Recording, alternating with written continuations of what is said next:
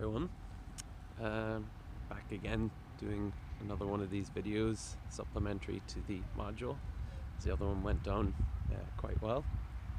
I'm here today in the city of Derry in Northern Ireland, which a few of you will know is where I grew up. It's where I went to school, secondary school. I come from a town just outside it called Strabane, but I went to school here and spent a good chunk of my life around here. Obviously Northern Ireland, coming into this section of the course where we're going to talk about the UK's experience of security problems, terrorism. Northern Ireland has a fairly significant role, and we're going to be looking at the period of the Troubles and the terrorist and political violence that accompanied that. And Derry is in many ways a real focal point for historical developments in that conflict, and in particular this exact area where I'm standing, in between, you can see behind me the famous walls of Derry and the Bogside city, the sites of one of the great tragedies, massacres of the Northern Irish conflict, Bloody Sunday, which is another event that we're going to be talking about in some detail. And this video was going to be about memory and trauma and violence and the functions that those things have in linking historical developments to contemporary political grievance, how they are deployed in political narratives and utilized by a variety of actors, both in the UK generally and in Northern Ireland specifically. And unfortunately, very tragic circumstances that bridge between the past and present violence was underlined last night. You'll have probably heard about the death of 29-year-old journalist Lyra McGee in the Cregan in Derry, which is an area just behind the Bogside, up behind me here. She was killed while covering a riot that broke out in the area. She was, from what we can see, standing behind a row of police cars that had driven up to the disturbance, and someone randomly fired a shot towards that line of police cars, and she was struck and fatally wounded. That has brought a deep sense of shock to this city, to the whole community in Northern Ireland.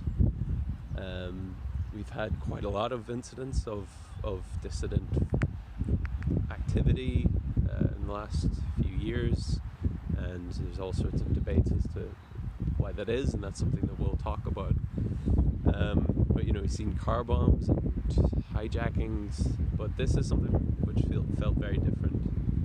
And as I was just walking past the walls here, there was a tour going on, and I just heard the tour guide very loudly and poignantly expressing to the people following her that she said that we will not go back.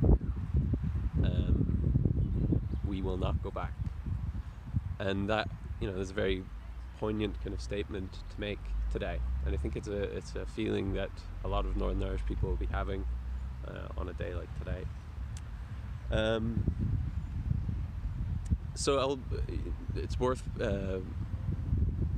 drawing upon that and thinking about that as we talk a little bit about this little piece of space and why I think it's relevant for us to think about for our module.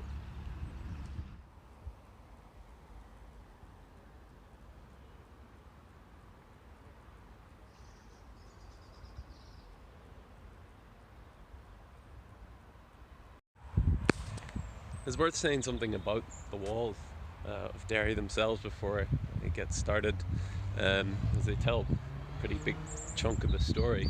These big fortifications you can see rising behind me, supplemented with some extra measures for when things get a little bit juicy and times of the summer parades and things like that. Derry has the oldest intact city walls in Europe.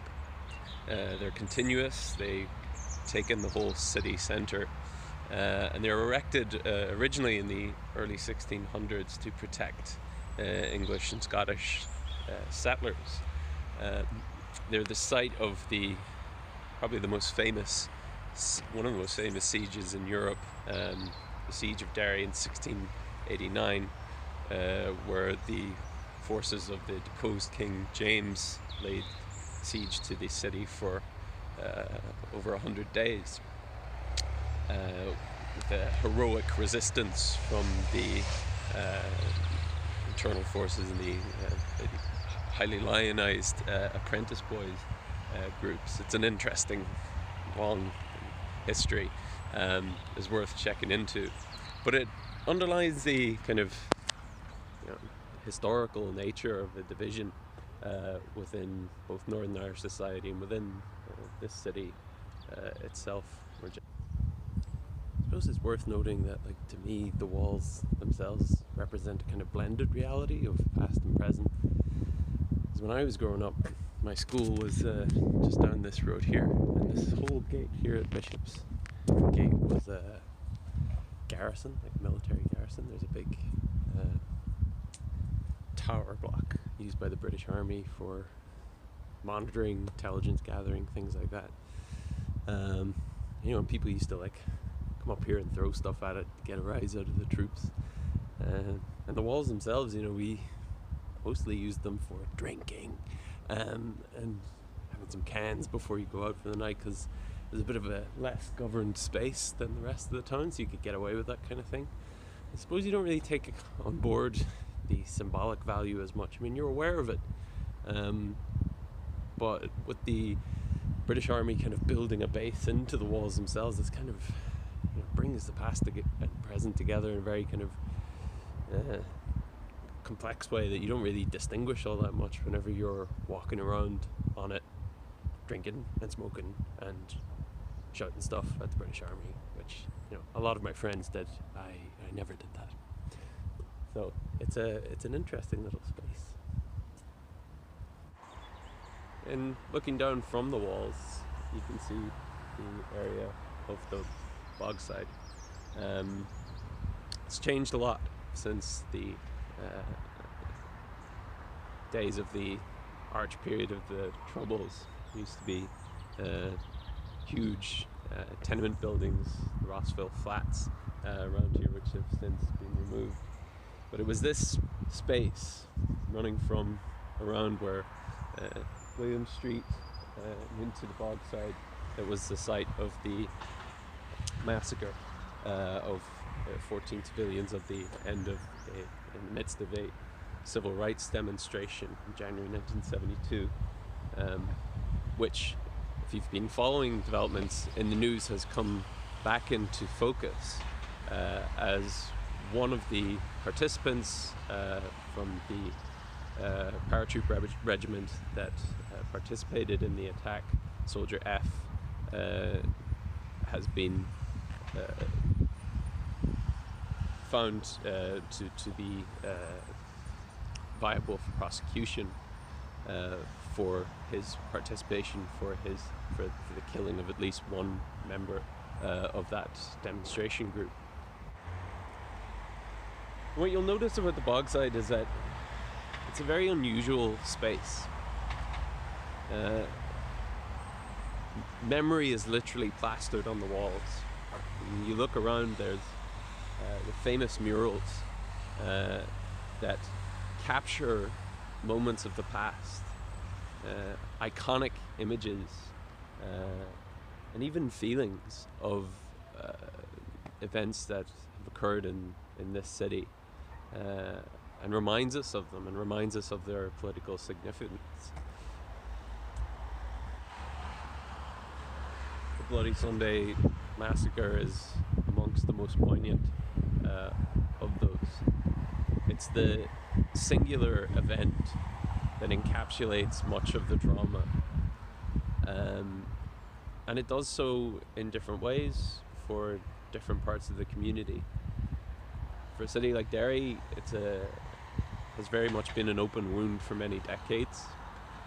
It's been a part of a big chapter that, without being closed, many people felt that there would never really be a true peace in this country.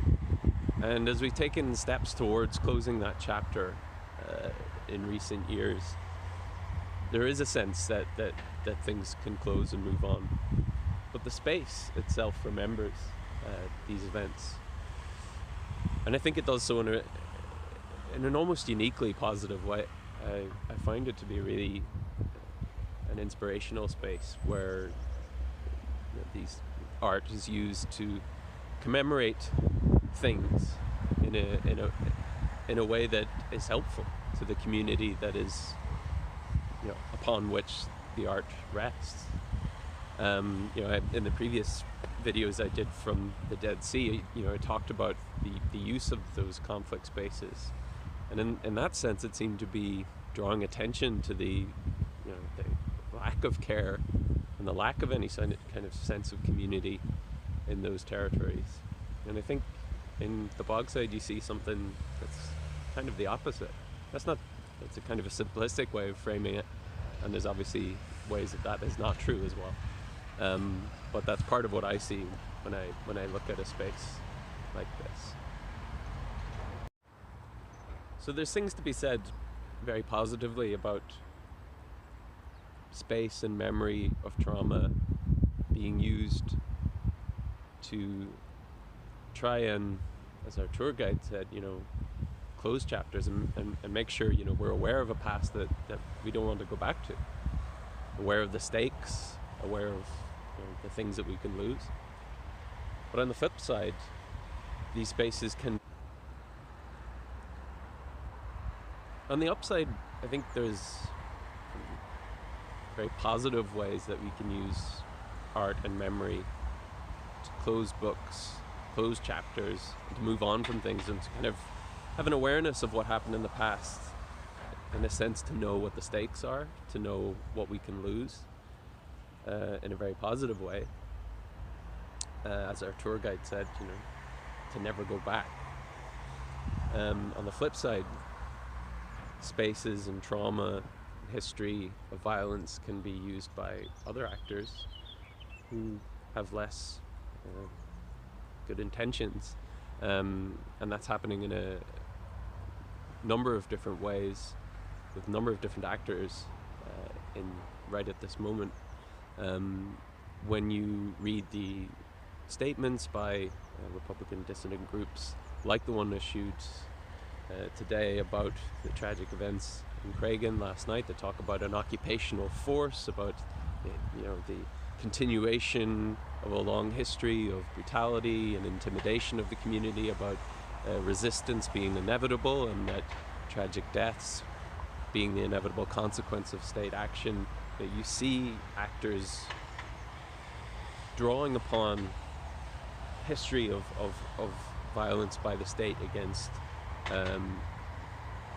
communities that feel under siege.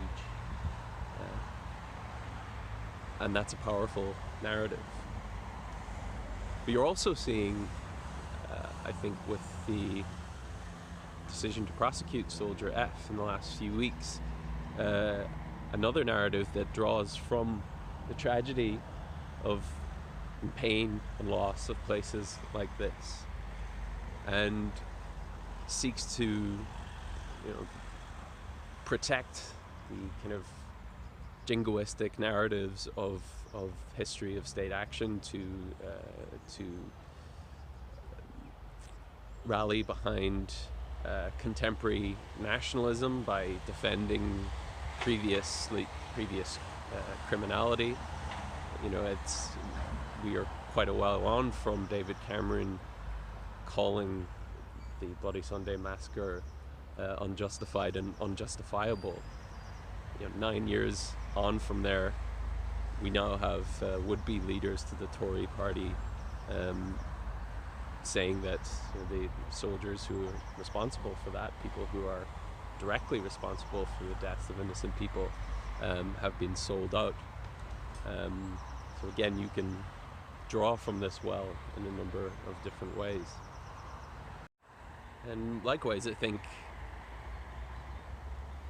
Remain campaigners can be guilty of wielding that threat in a quite superficial way, without much in the way of an engagement with what makes Northern Ireland tick and what kind of internal political fractures and pressures and ideas circulate. It's just the idea that if there's a threat of a no-deal Brexit, Ireland will somehow erupt into chaos, and that'll find its way onto the streets of the UK. Again, there's a possibility of that, but it simplifies and kind of, to me, paves over a lot of the complex realities of what contemporary Northern Ireland is. Anyway, all of that is to say that, again, to reiterate this point about memory and violence and trauma, and how their legacy can perpetuate and fuel narratives long after the fact. We suspect that the perpetrators of the events last night were probably very young, teenagers maybe, engaged in some kind of hazing ritual for joining a new dissident group. Kids who have probably grown up, after the peace, but they're able to draw on very stark legacies of violence to be able to fuel political narratives, and that's something that's extremely important to us as students of politics, society, and most specifically of circumstances of political violence. And so I thought it would be useful for you guys to have a little look at this corner of the world where I spent a lot of time as a kid, and this specific little bit of that town, the Bogside, loaded as it is with symbolism, history, trauma, and memory, and existing as it does below the parapets of the wall, which of course it comes loaded with its own symbolism, and I think all of these symbols tell us about legacies of history and divisions, and how they can tell us something about the contemporary moments and the tragedy that happens within them.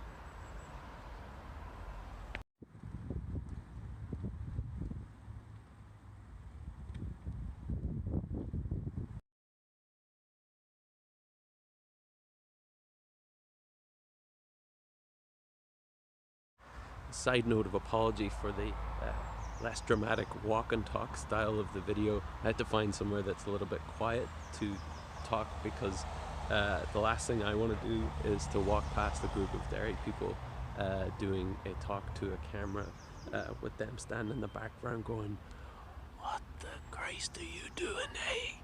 Because they give you a lot of stick for that kind of thing, and my skin's too thin now after living in England for a few years. So we'll bring it back, the style, next time.